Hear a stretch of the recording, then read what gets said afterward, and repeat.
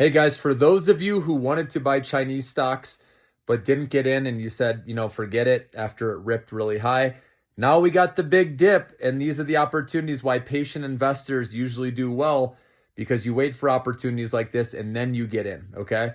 Now, just because China did not issue more stimulus today or provide detail on, more stimulus doesn't mean it's not going to happen in the future.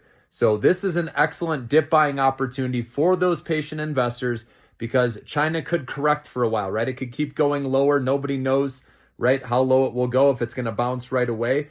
But if you can see forward and see that this stimulus is really going to help the consumer, help companies in mainland China, okay? And obviously, with how many people are in China, right? When the consumer gets stronger, that really helps businesses. So I want to have some exposure to China.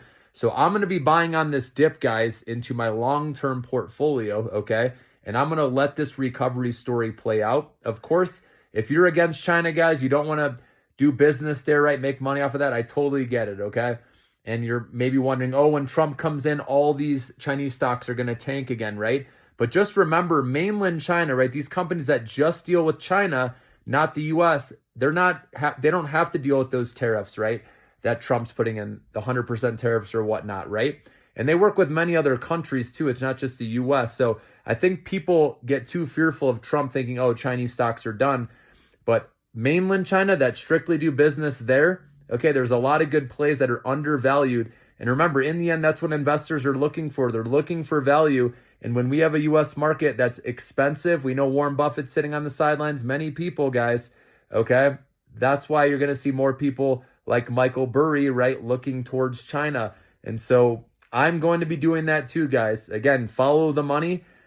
People hate China. They'll say, I'll never touch it. But when money flows there for a certain amount of time, it's amazing how that changes people's minds. So it's either you want to buy some before the herd, before the second wave, when more stimulus is eventually put out there again, or, you're going to buy ahead, or you're going to buy late, right? And buy with the herd. So it's up to you. And like I said, no worries, no pressure at all. Obviously, I get it. If some people hate China, they don't want to touch it. There's no worries. You can always find opportunities elsewhere, but it is undervalued right now in China with how beaten up, how much it's underperformed for years. And now with interest rates coming down, pumping liquidity in the stock market. Again, if you think that's going to be over, it's going to be a one and done, then okay, then you don't want to invest.